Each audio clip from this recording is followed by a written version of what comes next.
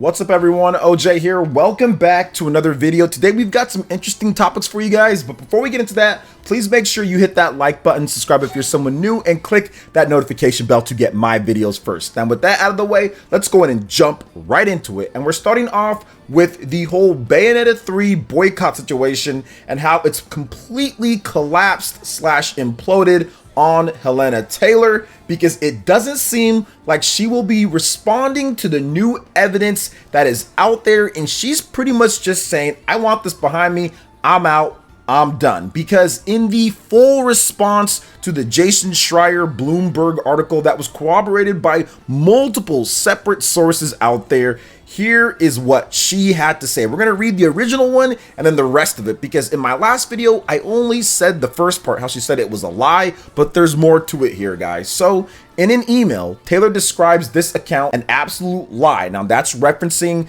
the amount of money, how she wasn't offered only just $4,000 for the whole game, but $3,000 to $4,000 for about 5 sessions, and that she also wanted $100,000 plus royalties or residuals for her performance in Bayonetta 3, and said Platinum was trying to save their ass and the game. She said she stood by everything she said in the video or videos. I would like to put this whole bloody franchise behind me, quite frankly.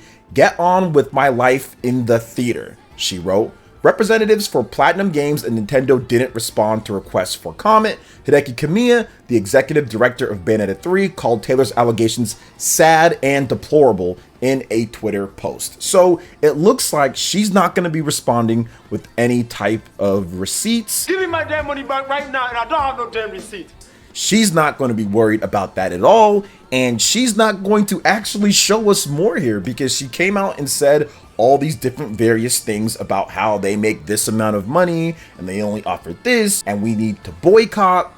And at the end of the day, when pressed with more when it comes to the actual information here, she just says it's a lie and I'm done with this. So it doesn't seem like she's planning on actually providing any evidence here. And since she's not going to provide any of that, which would be like maybe like an offer letter or emails or something, because she's already broke NDA once. I mean, I guess you wouldn't want to break it again because things can get really serious, but it looks like she just essentially went scorched earth and knew that she's probably not going to be voice acting anymore at all, because she really hasn't had any major roles since 2014. So she just said, I'm done with it. I'm going to put out my videos, and that's that. So it seems like this is pretty much over at this point, and it's going to stand right here. Nintendo and Platinum Games had an opportunity to respond to this and they didn't. So somebody from somewhere got that information to Jason Schreier and to those other journalists, and somebody did that. Now, I'm not sure who it was. I'm not sure who it was at all,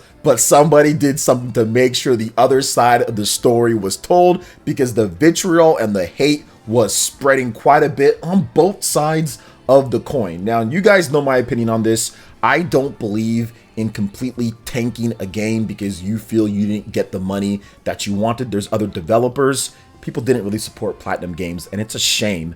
Nobody really supported them. I didn't see other development studios supporting Platinum and saying, hey guys, this might have happened, and I feel for Ms. Taylor, but what about Platinum Games? They worked hard on the game. They deserve to have their game do good. So that's a shame, man. Maybe it's because they're a Japanese development studio, maybe because they're not in the West here. I'm not really sure what it is, but it sucks, man. It really does. But it seems like as of right now, until there's new developments, this is exactly where it's going to stand, with the documentation and information being with Bloomberg and multiple other sources out there that corroborate the information that she was paid, that she was offered way higher than her union rates. So it is what it is there. But what are your thoughts on this, guys, when it comes down to everything?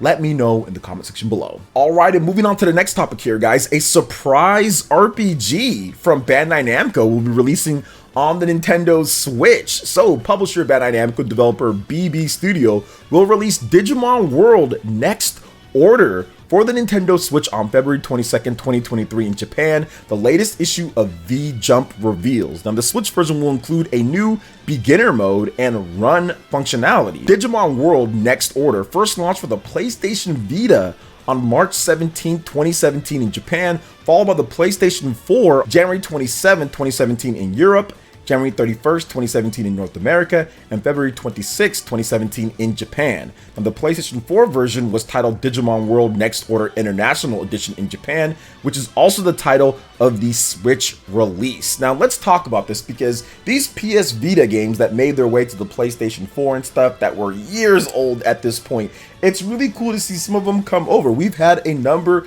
of different games when it comes to like Persona and stuff like that. Now we're seeing Digimon World come over here, so I like this when it comes to the Switch. I think Vita games in particular would be fantastic to come over to the Nintendo Switch, and I think that there's plenty of money to be made by bringing over PSP and PS Vita games to the Nintendo Switch and touching them up just a bit. Now let's talk about this game if you don't know about Digimon World Next Order. So welcome back to the digital world. An all new adventure and story awaits. The digital world is in despair. Machined Dramons are running rampant and causing utter chaos. The digital world needs your help. Recruit faithful Digimon companions and meet friends along the way to help you on this epic journey. Now, the key features in the game, there are over 200 Digimon from the animated series. For the first time ever in the series, explore the digital world with not one, but 2 Digimon partners. Your success in battles and growth of your partners is totally dependent on you.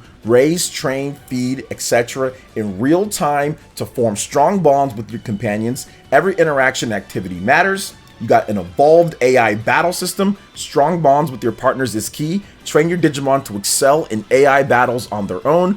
Cooperation and synchronization between your partners and their feelings will increase your chances of winning. Shout commands and cheer them to victory. So I think that Bandai Namco definitely saw a lot of that Digimon money flowing through when it came to the Digimon Cyber Sleuth games on the Nintendo Switch that did very well as old PS Vita / PS4 ports. I think that Digimon Survive is a game that absolutely sold best on the Nintendo Switch based off of the NPD eShop sales in addition to Famitsu sales too. So Digimon Survive has been great for the Nintendo Switch. So I think that Digimon is becoming a good player and good money maker for Bandai Namco on the Nintendo Switch. So it makes complete sense that we'd see more of these Digimon games that came out 2014, 2015, 2016, 2017 before the Switch really established itself out now at this point. So very good stuff. Love to see more Digimon on the Switch. I think that this game is going to do solid and be good for the fans out there. So what do you guys think about this new PS Vita port coming over to Nintendo Switch, PS Vita, PS4? Let me know in the comment section below. All right, and moving on to the next topic here, guys, we got another really cool RPG announcement for the Nintendo Switch and more platforms here. So the Legend of Heroes Trails to Azure will launch for the PlayStation 4, Nintendo Switch, and PC via Steam and Epic Store and GOG on March 14, 2023 in North America, March 17th in Europe, and March 24th in Australia and New Zealand. Publisher NIS America and developer Falcom have announced. Now, once again, these Legend of Hero games are awesome, so it's really cool to see another one. Now, following the events of Trails from Zero, the special support section find themselves with new members and new duties. However, rising tensions in Crossbell, along with pressure from 2 neighboring political powers, threaten both the safety of their home as well as the integrity of their team. The story of aspiring hero Lloyd Bannings continues in Trails to Azure. Set just a few months after the events of Trails from Zero, a temporary peace has settled over the Crossbell and Special Support section to find themselves with newfound fame and status thanks to their heroic actions. However, the peace is soon broken with the rise of multiple organizations with ulterior motives. Framing these growing tensions is the increasing pressure from the Urbonian Empire and the Republic of Calvard, with Crossbell caught between them. With the safety of their home and foundations of their team down on the line, Lloyd and his allies must gear themselves for the threats that loom ahead. Little do they know that Crossbell will soon become the stage for a climactic conflict that will determine its future. And yes, Legend of Heroes Trails from Zero is absolutely incredible, and it's cool to see that they're following up on this one very shortly after. I still need to play a lot more of that game. There are just too many RPGs, too much stuff going on, and I really want to get more into this. I haven't put too much time into it, but yes, this is awesome to see. Now, some of the key features of the game, you have the fate of the city-state, play through the finale of the Crossbell arc, a key thread within the Trails universe, what lies ahead for Lloyd Bannings and his ragtag squad of allies, Crossbell's finest forces, experience the new combat features introduced by Trails to Azure, including Burst, back attack, and even your own customizable car. Also meet a few familiar faces from the Trails of Cold Steel series. Power from the past. Import save data from Trails from Zero for a different story experience, including additional event scenes and entirely new scenes. Also use your save data from Trails to Azure for bonuses in the upcoming release of Trails into Revere. Oh my gosh, the lore for this just keeps going. I need to find some time to play these games because the Legend of Heroes series is just awesome. So this is great to hear. Love to see that Legend of Heroes is getting more love on the Nintendo Switch and platforms here. So what do you guys think about Trails to Azure? Legend of Heroes coming through March 14th in North America. Let me know in the comment section below. All right, and moving on to the final topic here, guys. The Resident Evil Showcase has been announced, and it's set soon here for October 20th. Let's get into some of the details here. So Capcom will host a Resident Evil Showcase on October 20th at 3 p.m. PT, 6 p.m. ET. The company announced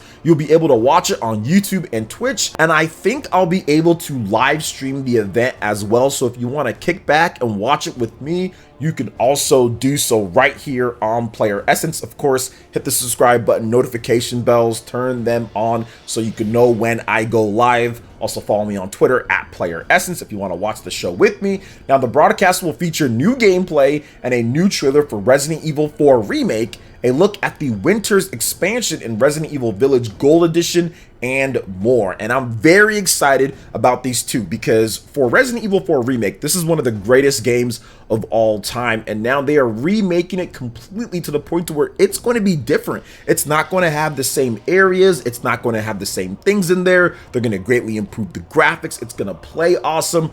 Obviously, there's going to be a lot of stuff different, almost to the point to where it's maybe even a new game. Heck, we saw what they did with Resident Evil 2 Remake. That was like so much different. It was the same, but then also different. So I think that the same can be said here with Resident Evil 4 Remake. Now, the next thing here is the Winter's expansion. The big thing here with this is because I don't like first-person Resident Evil. I actually hate first-person Resident Evil. Unless it's Resident Evil Dead Aim or like a light gun game, I can't stand the first-person Resident Evil games. But guess what?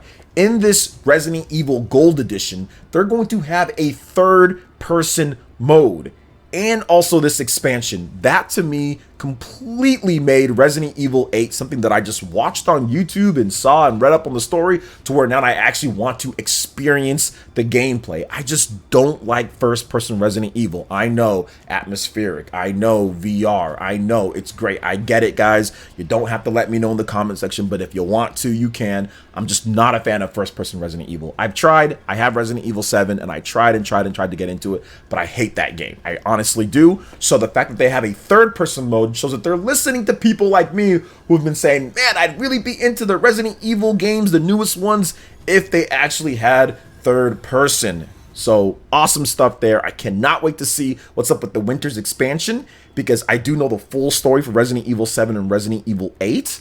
And I can't wait to see more of what they're going to do in this franchise going forward. And hopefully, from now on, if they're going to do first-person Resident Evil, it launches with third-person mode from the beginning. I mean, we've seen it in other games, right? Skyrim, Fallout, those are first-person games that you can also play in third-person if you want. So I'm really hoping going forward, first-person only is a thing of the past unless they're doing like a light gun game or something like that. So in all the main games, first person and third person, or just have third person, I don't care, but just make sure that you have a third person option for those people that want to play it like that. So very, very happy with this announcement, and I think that this presentation is going to be absolutely awesome. So what do you guys think when it comes to everything that we discussed here, man? This was a lot from the Bayonetta situation that's going down, which is just crazy. Looks like it might be coming to an end here, though.